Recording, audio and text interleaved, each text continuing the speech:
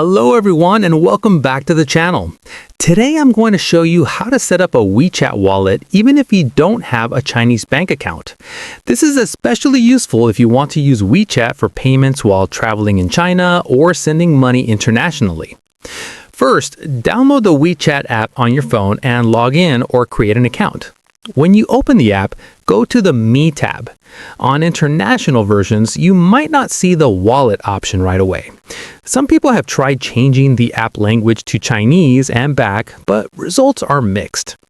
The easiest way to activate your WeChat wallet is to receive a red packet from someone who already has a wallet.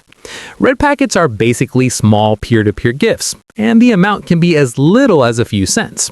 Once you receive and accept the red packet, the wallet will automatically appear under your Me tab.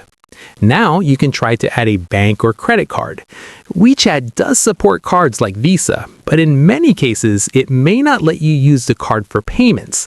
It might only be used for identification purposes. Topping up your balance directly with the card can be tricky, and sometimes the system will just reject the transaction. If you can't use a card, don't worry. The simplest workaround is to ask a friend to send you money through WeChat. You can pay them back later using another method. Another option is to use third-party services like PayPal or Bitcoin top-ups. Services like MyCredits or VPay Fast allow you to send money in PayPal or Bitcoin and receive it in a WeChat red packet. These services are fast and convenient, but keep in mind that the exchange rates might not always be favorable.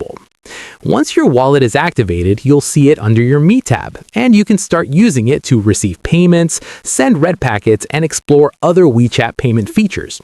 If this guide helped you, make sure to like the video, subscribe, and turn on notifications so you don't miss more helpful tutorials on apps and digital payments. Thanks for watching, and I'll see you in the next video.